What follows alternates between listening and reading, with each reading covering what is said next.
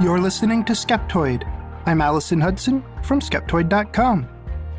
The War of the Worlds Panic Broadcast. We know now that in the early years of the 20th century, this world was being watched closely by intelligences greater than man's, yet as mortal as his own. So began one of the most famous radio broadcasts of all time, the October 30th, 1938 adaptation of H.G. Wells' The War of the Worlds. Whenever Halloween rolls around, I always get in the mood to listen to the so-called Panic Broadcast. It's one of my favorite radio shows. Not only is it a great program by itself, but I'm also fascinated by the story around it. Not the story that's usually told, however, but the far more interesting truth behind what we all think we know about the Panic Broadcast. Most people know the broad strokes of the popular story. On the evening before Halloween, the Mercury Theater on the Air starring Orson Welles performed a radio version of the popular science fiction story. What set the War of the Worlds broadcast apart from other shows the Mercury Theater produced was its script, written by Howard Koch with input from Welles. Koch and Welles decided to use what was, at the time, an uncommon trick for creating realism. They framed the audio play as if it were itself a totally different radio broadcast experiencing a series of journalistic interruptions to the normal nightly entertainment. Ladies and gentlemen, here is the latest bulletin from the Intercontinental Radio News. Toronto, Canada. Professor Morse of Macmillan University reports observing a total of 3 explosions on the planet Mars between the hours of 7:45 p.m. and 9:20 p.m. Eastern Standard Time. This confirms earlier reports received from American observatories. Now, nearer home, comes a special bulletin from Trenton, New Jersey. It is reported that at 8:50 p.m., a huge flaming object, believed to be a meteorite, fell on a farm in the neighborhood of Grover's Mill, New Jersey, 22 miles from Trenton. What happened next is widely told today in books and television documentaries and online. Many people tuned in after the show began and, lacking the context of the intro, assumed they were actually listening to news reports about New Jersey being invaded by Martians. This triggered a night of chaos as listeners panicked about the arrival of the interplanetary menace. People fled their homes. People flocked to churches. People called the police. People grabbed their guns. People contemplated suicide, all because of a fake news broadcast about Martian invaders. The event created a social and political firestorm that threatened the radio industry's very existence. Within a few days, newspapers were reporting that, quote, literally millions of people understood the broadcast to be real, unquote. A flurry of lawsuits was filed against CBS, congressional hearings were declared, and regulations were imposed forbidding stations from airing fake news broadcasts. The Panic Broadcast has since become a morality tale for broadcasting, a warning against the misuse of the great power the media wields over the public. At least, that's the way it's told. But how could reasonable people accept a fantastic event like Martian invaders as real? Before we answer that question, we need to ask a different question, one often asked here on Skeptoid. Did it really happen the way it's told? In fact, it probably didn't. Several researchers over the years have looked at the Panic Broadcast story and found the actual evidence for supposed mass panic to be lacking. Instead, the known evidence suggests that any panic was small and localized, probably to the areas around New York City and New Jersey, the principal locations menaced in the broadcast.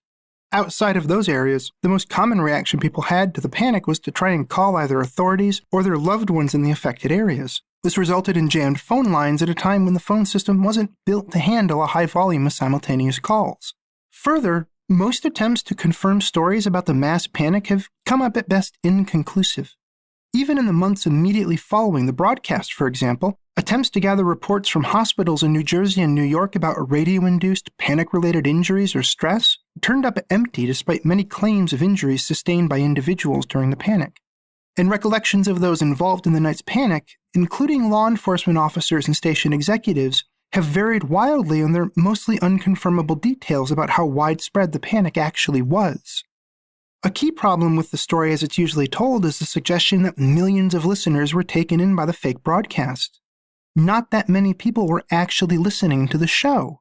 A ratings firm conducting calls on the night of the Panic Broadcast determined that only about 2% of American homes were listening in, many of them from the beginning, meaning they wouldn't have mistaken the show for a real event. And despite the popular claim that many homes turned the dial to CBS during a musical interlude in the popular Chase and Sanborn hour, there's no hard evidence to back up this suggestion. It's more of an after-the-fact hypothesis for why listeners might have missed the beginning of the broadcast generated from a few after-the-fact anecdotes. Not to mention that listeners changing stations had plenty of other stations they might have landed on, stations uninterrupted by the Martian invaders. Yes, there were some people who were taken in by the panic broadcast, but they likely numbered in the thousands, not the millions, and they probably didn't remain panicked for long. So why do we all think that the country lost its collective gourd on the evening of October 30th, 1938? Because the newspapers of the day reported it that way. In an ironic twist of history, the newspapers may have been responsible for ginning up a panic over the power of radio, the very thing they were accusing of ginning up a panic. The reason? Advertising revenues, which had declined drastically for the newspaper industry.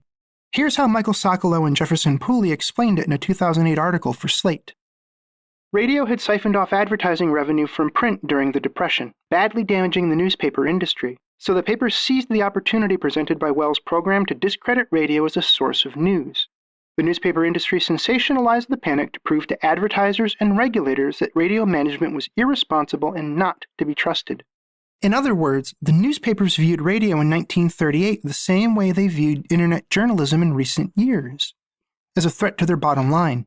A radio broadcast mimicking a news broadcast for the sake of entertainment was an easy target, so the newspapers mounted a veritable crusade against radio in their coverage.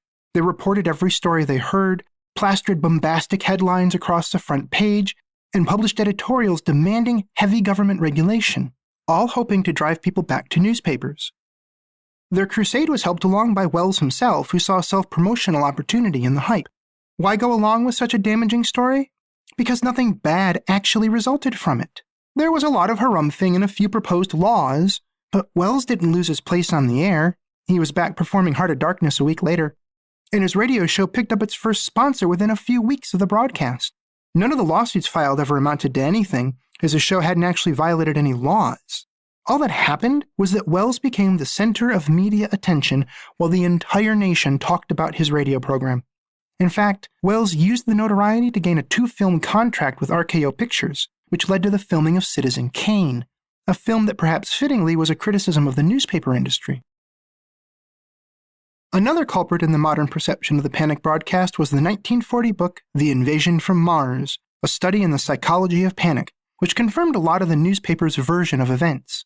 The book was very popular at the time of its release, as it presented its research in a dramatic way and made for good reading.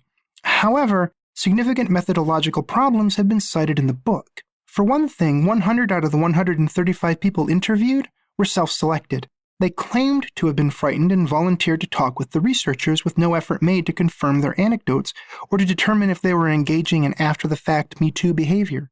For another, the book relied on questionable data to place the number of people panicked by the broadcast at 1 million, a number that almost certainly exaggerates the extent of the panic. As it was widely read, however, The Invasion from Mars established much of the panic broadcast narrative we know today. Okay, so let's get back to our original question. Overblown or not, there were a number of people that night who panicked. Why did they? Theories have been floated over the years about how the newness of radio, the economic stress of the Depression, and rumors of war in Europe may have set the stage for listeners to panic. I think the real culprit is simply our own flawed reasoning. Human beings routinely believe outrageous things with little evidence. Before laughing at the gullible rubes in 1938 who were fooled by the War of the Worlds, take a minute to think about how many of your friends and family share every dumb, unverified news story they see on Facebook. Another factor is the telephone effect. You know, the way information corrupts as it spreads from person to person. It very likely played a factor in the panic. W. Joseph Campbell notes that, "It is tempting to suggest that what radio-induced fear there was that night was mostly spread by credulous people who had heard muddled and fragmentary accounts about the program and set about to alert others. This Paul Revere effect also offers an explanation for the many distorted, wildly inaccurate reports that circulated that night. The great variation in detail suggests that many people who were fear-stricken that night had not heard the Mercury Theater dramatization, but were swept up in a wave of second- and third-hand accounts." This is similar to what is sometimes called an information cascade, or what might colloquially be called following the herd.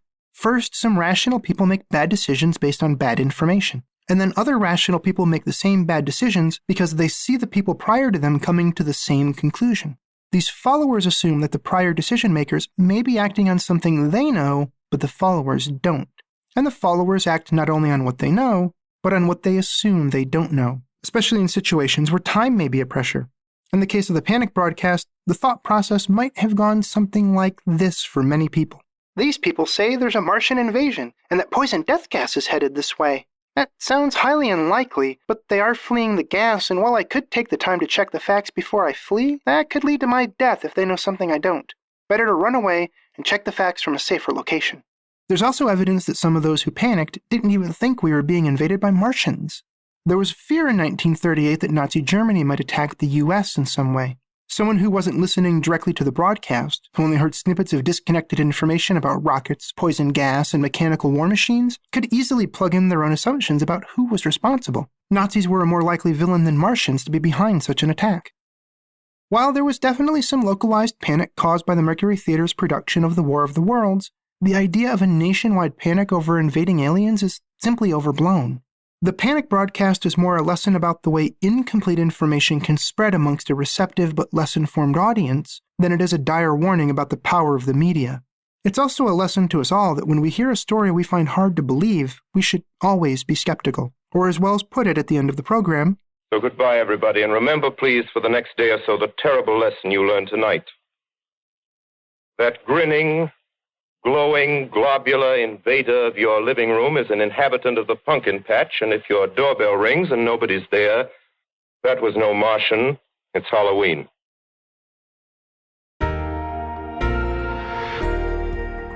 Hey, make sure you're also getting the weekly Skeptoid Companion email. Otherwise, you're only getting a half dose of the show. Come to Skeptoid.com and click on the members portal to sign up. You're listening to Skeptoid, a listener-supported program. I'm Allison Hudson from Skeptoid.com. You can also find me on Twitter, username Ariameeth.